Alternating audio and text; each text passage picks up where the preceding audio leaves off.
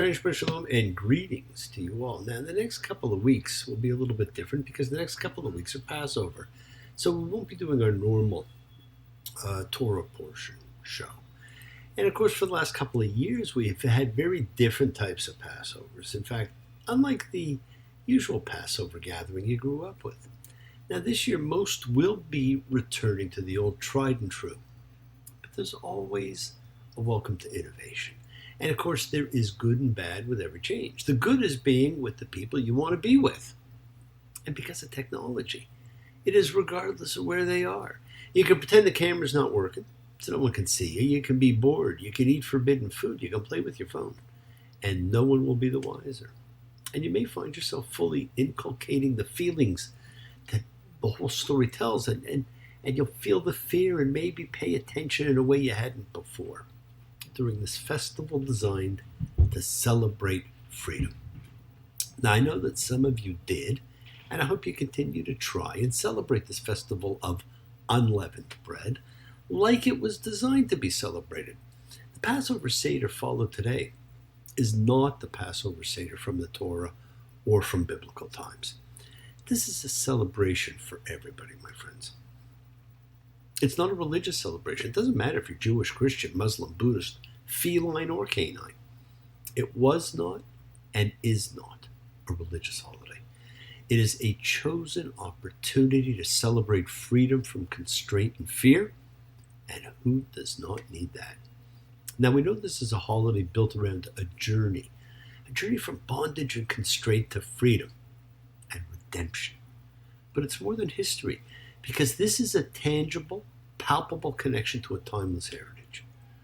We've all wandered the desert of lack and fear, and many continue to do so as we continue to search for connection, for hope, for unity. And of course, this is a night for questions, all prefaced by the one that says, why is this night different from all others? And it is different from all others. We're going to talk about why it's different. It is a night in which we are gathered the world over in commitment to remember and recount. It's a time for each of us to be fully present and open to the mysteries about to unfold. A time for our souls to cry out against fear, indifference, injustice, inequality, as we work towards understanding and enlightenment. It is a time in which our hearts grow, like the Grinch's did, as we embrace compassion, courage, and support for those who seek freedom from slavery, from suffering, from oppression. And sadly, in each generation, there are those undergoing those terrors as we speak.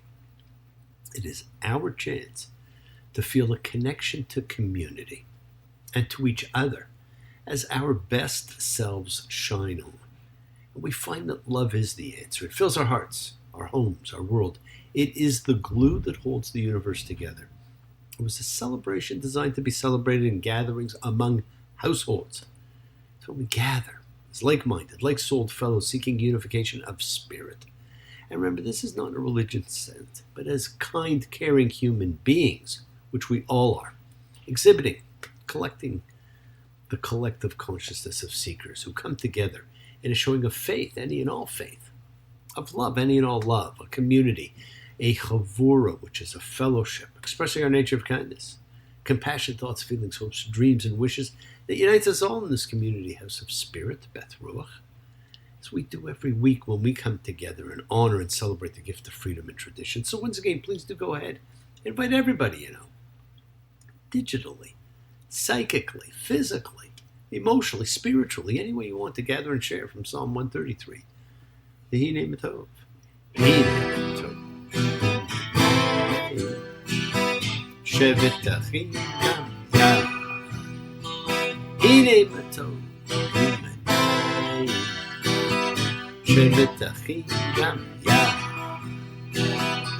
How good and pleasant it is for brothers and sisters together. Community. Community. Community. Together. Let's all spread love, goodwill, and fellowship to the world. Remember, friends, this is your setting aside a little bit of sacred time in your sacred space to honor and converse with whoever whatever you happen to believe in. It's part of your kavanah, your intention that you put out to the universe. It's your goodwill. We all believe in something. So let's take a minute, send out healing and renewal energy for all those in need. Think of whoever that needs love, renewal, healing, goodwill. Think their names as we send out that energy, because it just floats through space, finding those in need. Those on our hearts, those we miss, those we love, those we lost. So think of them. Call out their names. Friends, it is the kindness, healing, wishes, goodwill, and love we all send out. It just circles the world, finding those in need. So thank you, each of you, for all you do, for all you care, because the world is a world of spirit, and spirit, my friends, never dies.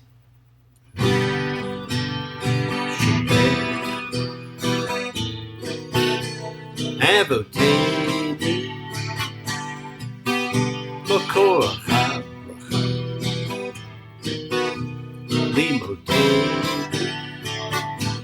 May the source of strength bless the one before us.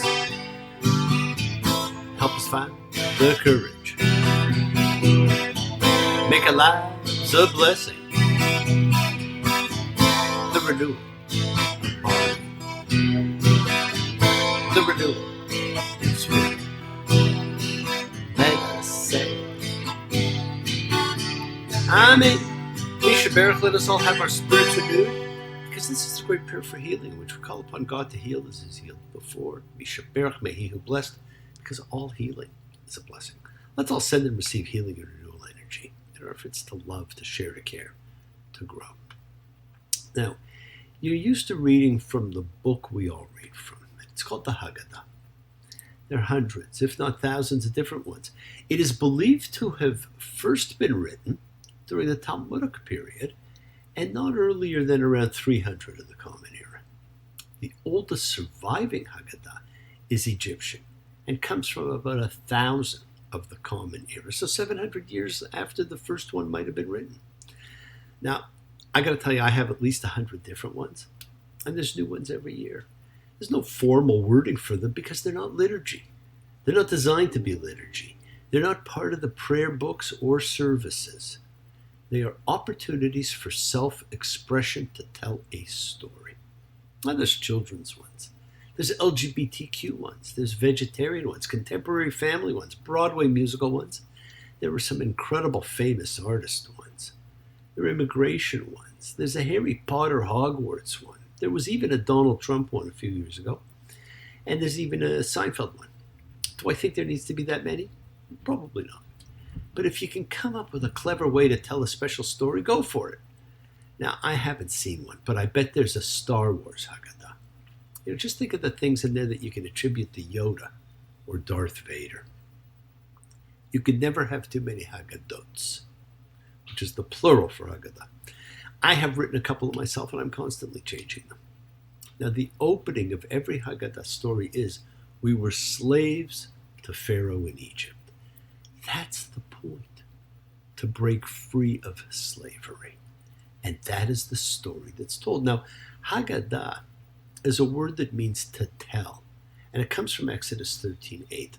V'Haggadah diber b'yom hahu, and you shall tell your son.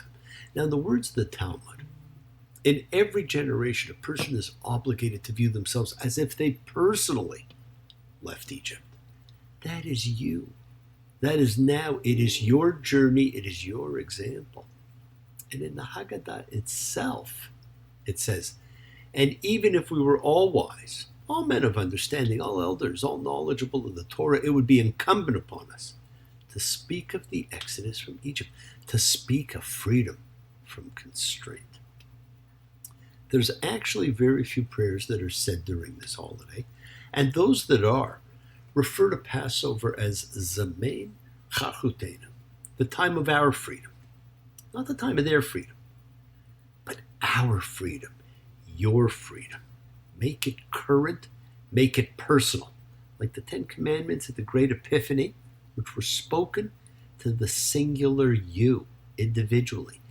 This is all about your own individual freedom. So we've gathered the world over to celebrate the oldest and most important holiday in the Bible. But where do you begin? Food, glorious food. We're anxious to try 3 banquets a day. Our favorite diet, food. Holidays are built around feasts, with family and friends. Food. The concept of breaking bread makes strangers friends and friends family. It is the oldest tradition. And perhaps the most recent addition, although 700 years old, is Thanksgiving, a holiday built around food and thanks, which is really just a larger version of Sabbath. And Judaism is one of the world's oldest religions. Recent studies have shown that one event, more than any other, is the tradition held onto by almost all of its members. It is not the high holidays of Rosh Hashanah and Yom Kippur. It is the Passover Seder. And not because it was considered the Bible's most important holiday. No. Maybe because there is no liturgy that accompanies it. No prayers, no synagogue service. It is friends, family, food, fun, songs, storytelling. It is a time for the engagement of your senses as we eat, drink, tell tales, and be merry. It's all about the celebration. They say you drink and be merry, the bull bottle. I'm seeing visions of you and Lily among those. Everything looks a little far away to you. Getting harder and harder to recognize the track. Too much information about nothing, too much educated mind. Just like you told me, just like you said it would be. Oh, moon going up like wildfire, I feel the breath of a storm. Something I gotta do tonight, go inside and stay warm. Someone's got a hold of my heart. Someone's got a hold of my heart. Someone's got a hold of my heart. You got a hold of my heart. And it's true, my friends, we do. We hold each other's hearts. We hold them in our hearts, in our minds, in our souls. So let's engage our senses. Light a candle for sight. Listen and tell the story. It is your story. Eat the food. Drink the wine or juice for taste and nourishment. Grab some spring flowers. Engage your olfactory sense. Wash your hands. Give your aura a quick little spritz, the metaphoric separation of secular from sacred. Feel the touch of water as it cleanses you, and feel the touch of your loved ones as you share a momentous event. And do be merry. It is for celebration. These are the things that we engage in every day. They're the keys to life. Light gives us strength. It takes away the fears we carry. And when we see in the light, our fears are not so daunting. Water, juice, wine, bread, or this week, the bread of the priest, unleavened bread, matzah. They're the sustenance that keeps us alive. But today, we are formalizing them. This is a celebration of the most important event in history. It affects everyone. The Passover event was not a religious event. It was a human understanding event. And it took place over the course of probably about a month or so. Now, the story of Passover is inexorably connected to the biblical account of the Israelites' exodus from Egypt, which, of course, is one of the most popular narratives from the ancient world.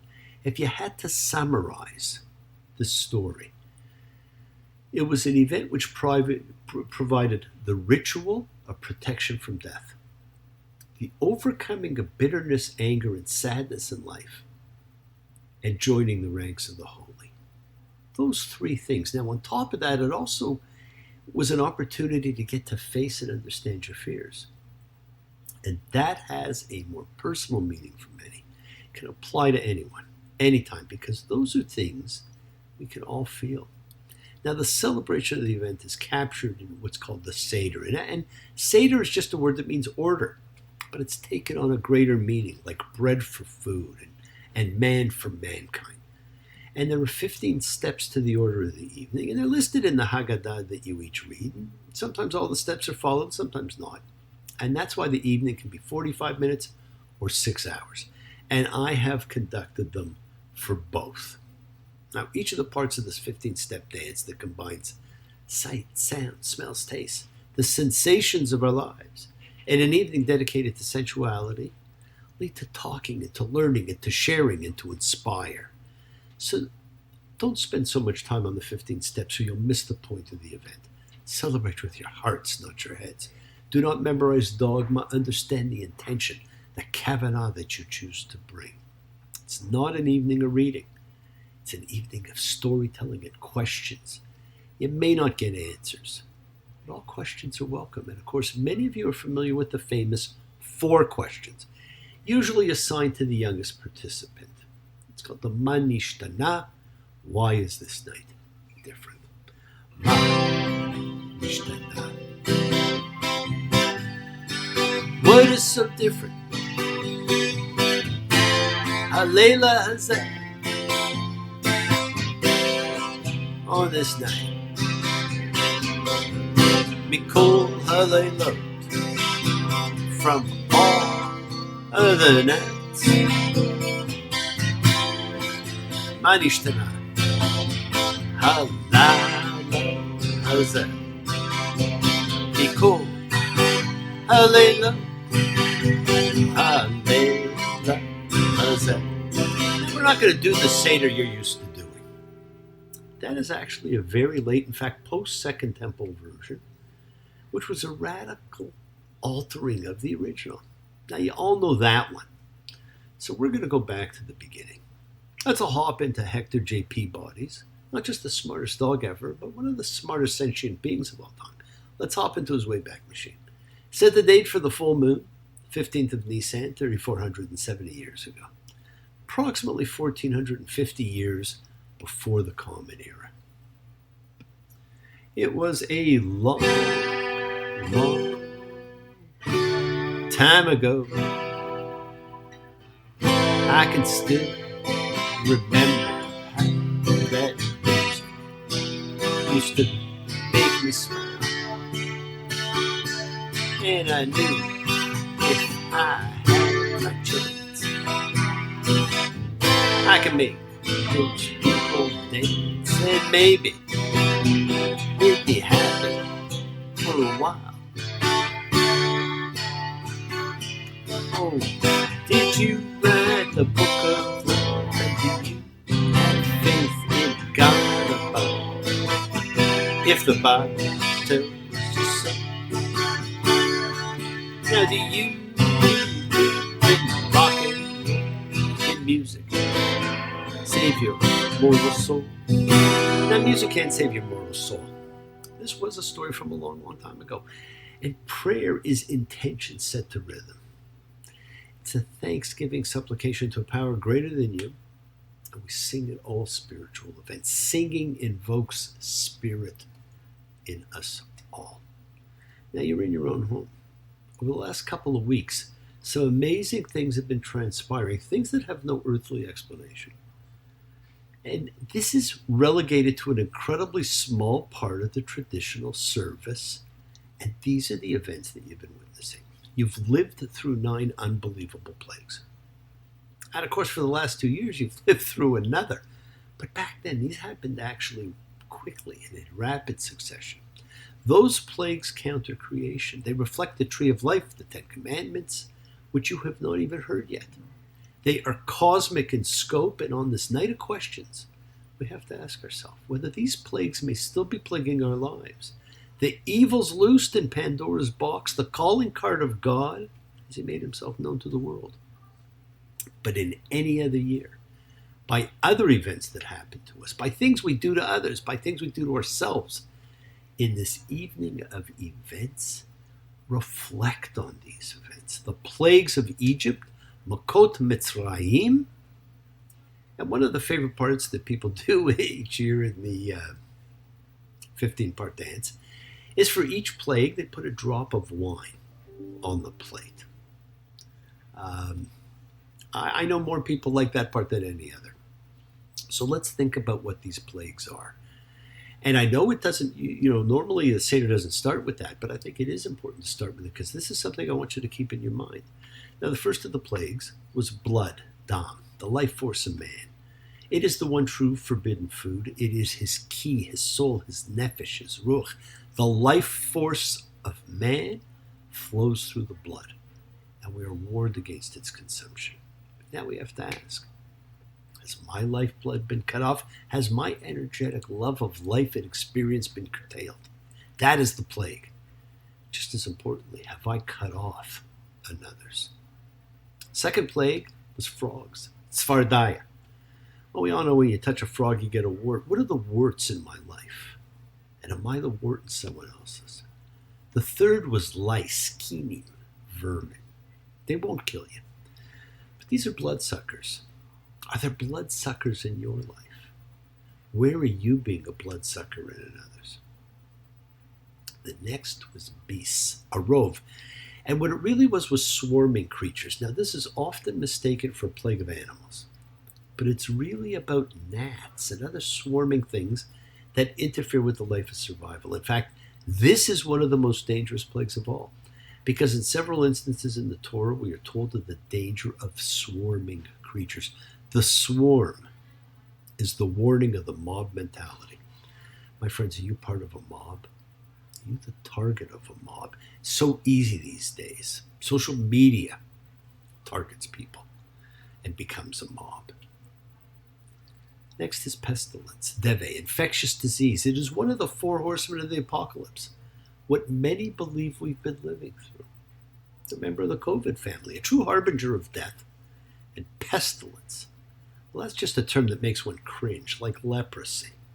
It has social implications, because if you have it, you are an outcast.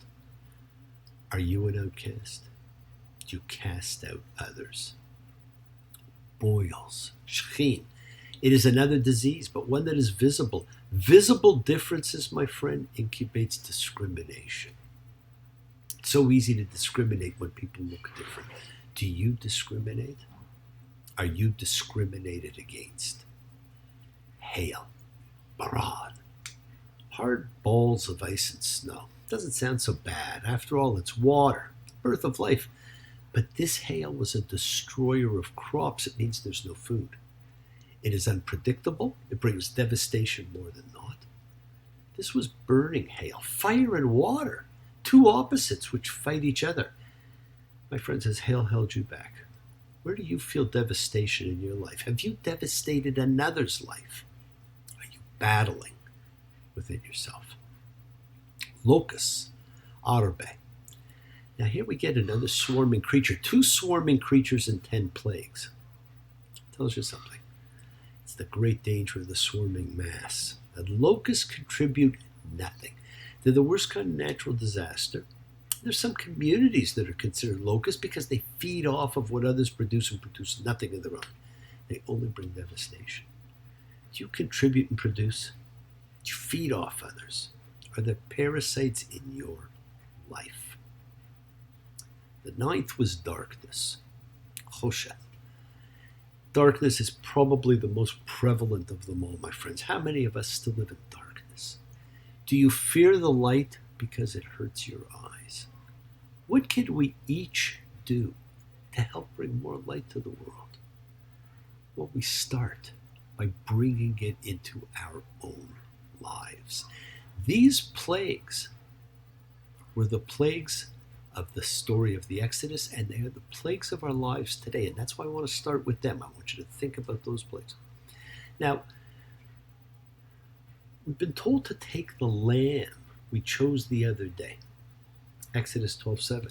And they will take some of the blood and place it on the 2 doorposts and on the lintel of the houses in which they will eat it. We take a brush of hyssop. Hyssop is the herb of cleansing. You dip it in the blood of the lamb and we mark our doorposts with it. It is a sign because the final plague is coming tonight. Death of the firstborn. Makat becharot. Death takes many forms, my friends. This year we have the plague of death that's around us can't see it, but on another level, we all know people whose spirit has died. Go through the motions of life. Sometimes it's because of hardships. Sometimes it's because their own spirits have been crushed, ridiculed, scorned. Where have I crushed another? Where have I been crushed? Where have I been encouraging? Where have I been encouraged? These are the plagues we each face every day of our lives. And we can each do something about every one of them. We can ensure they are not part of our lives. Now, as I said, that is relegated to an incredibly small part of the traditional reading. And it's not at the beginning.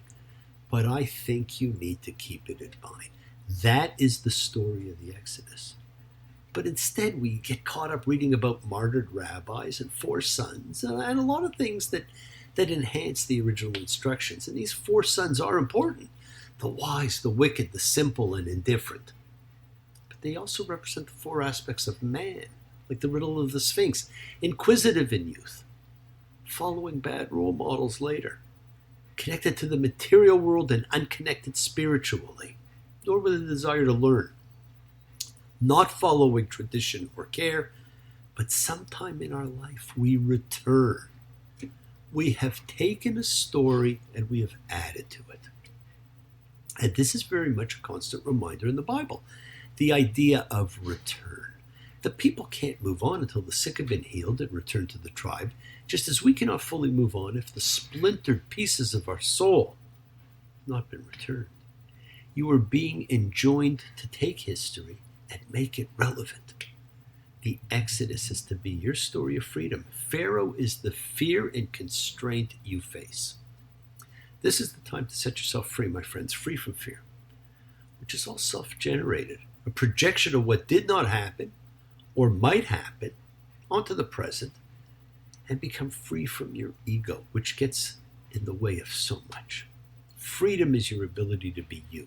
So give some thought to a 3-part question that is not considered to be one of the famous 4 questions. Who are you? Who do you want to be? What's stopping you? Now, these are very much like the questions of Purim that we asked not that long ago. It's not just for now, but it's for always. It's about examining our souls.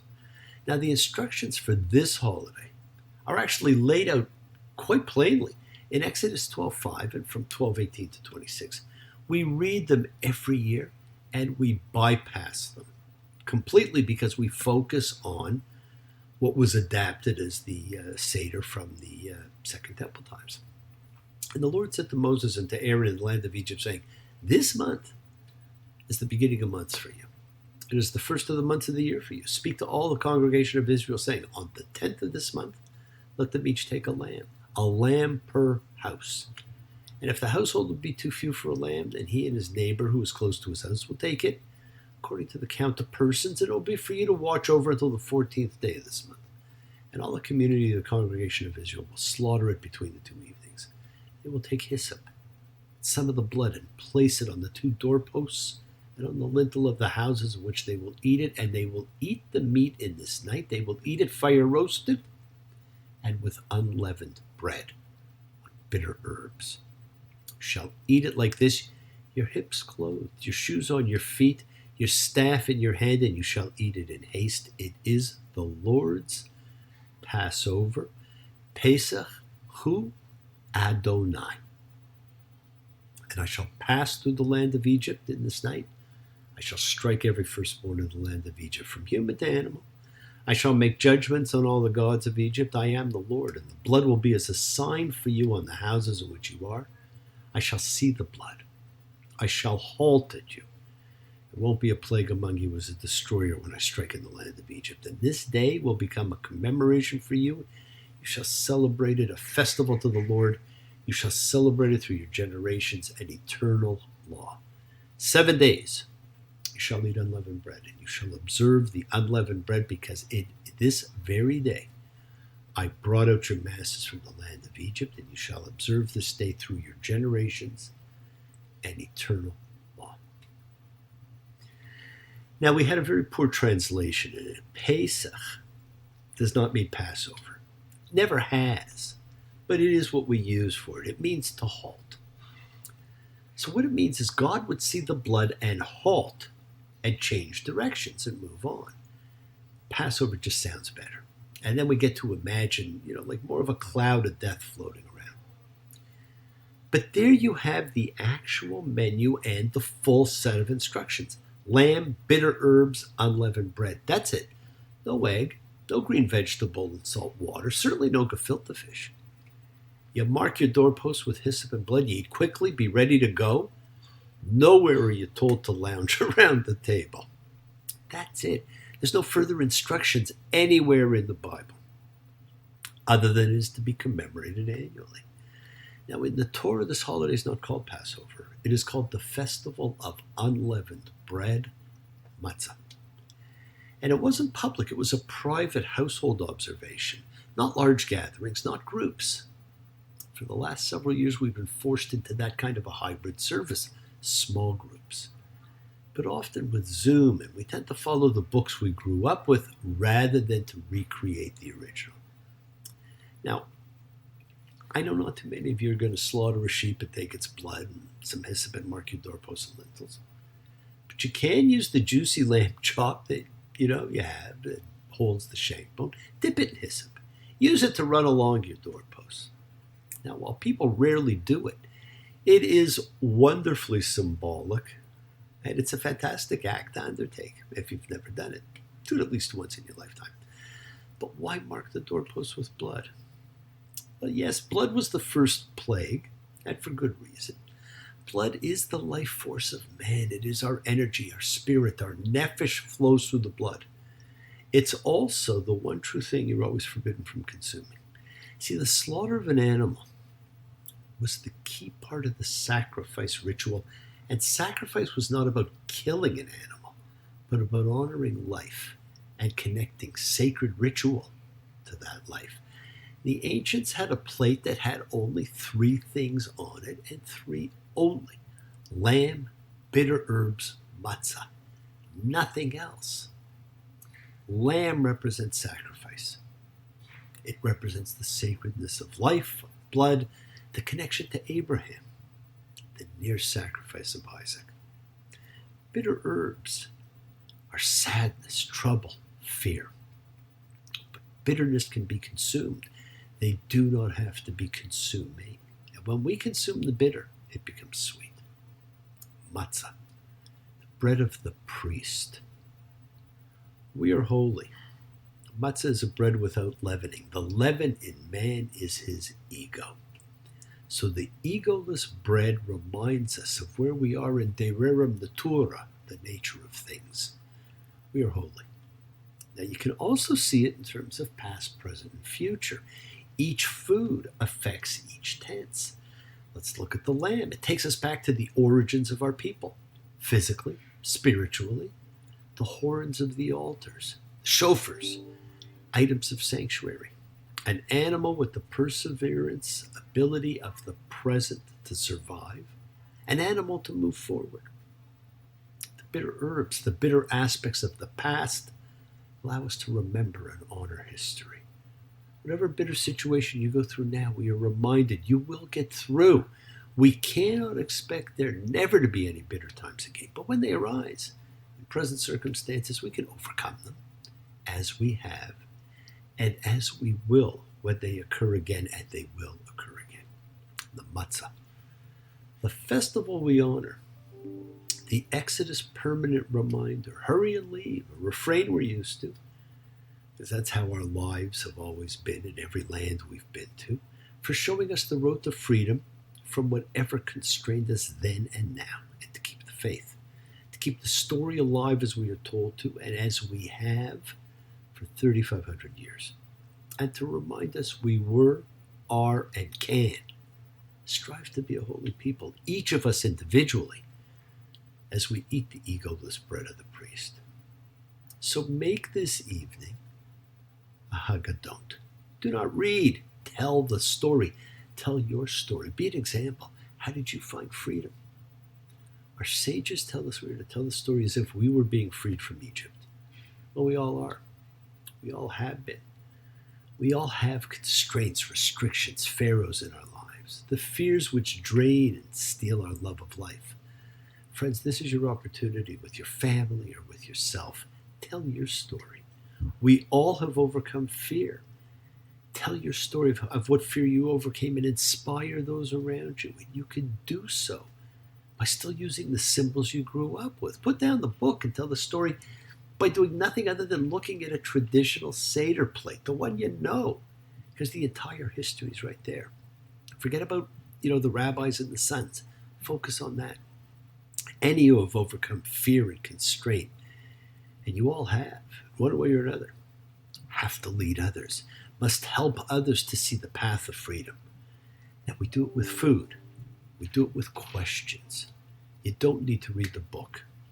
Even if you can't do the original, look at the plate you know and ask those 4 special questions. On all of the nights, we do not dip even once. On this night, why do we dip twice?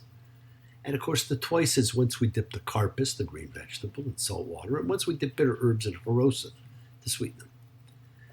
Number 2, on all other nights, we eat either bread or matzah. On this night, why only matzah?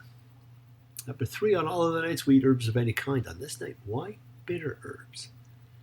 And the 4th question, on all other nights, we eat our meals in any manner. On this night, why do we sit around the table in a reclining position? Well, you know what? That's a great question. Because outside of the 4th question, these all relate to the paragraph of instructions from Exodus, which we read, the one that actually gives the instructions for the evening. The 4th question was added in Roman times because the reclining while eating, right, goes completely against the be ready to leave order, but is how the Romans ate. And there are actually records which show the original Manishtana seems to have included only 3 questions. On all other nights, we do not dip herbs in any condiment. On this night, we dip them twice. On all other nights, we eat bread and matzah. On this night, only matzah. On all other nights, we eat all kinds of herbs. On this night, only bitter herbs. We can see a pattern here. And there's some records where that first question about dipping herbs was not asked at all, and in its place was a question about eating lamb. Now, these 3 questions correspond even more to the instructions given. They correspond to the 3 main foods that are eaten at the Seder, right? Which should be eaten at the Seder, although most people don't eat lamb, they eat chicken instead. And these are the 3 which must be mentioned. The 3 we spoke of, the 3 which reminded us of the definition about what the evening is actually about. And I gave you that definition in the evening a while ago. It's about the ritual of protection from death, Abraham's sacrifice of the ram in place of Isaac, the blood from the sacrifice on the doorposts and lintels, which is the sacrifice we make as a family to commence the evening, protects us from death. The overcoming of bitterness, anger, and sadness in life, the bitter herbs, and eating the bitter, it becomes sweet.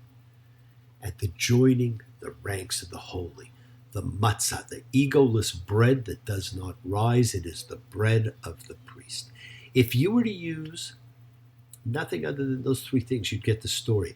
But if you want to use the modern Seder plate, the traditional Second Temple plate that you're used to, you can still tell the entire story because the entire story is contained within the plate.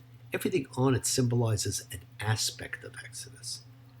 So for those of you used to the modern plate, let's just use it.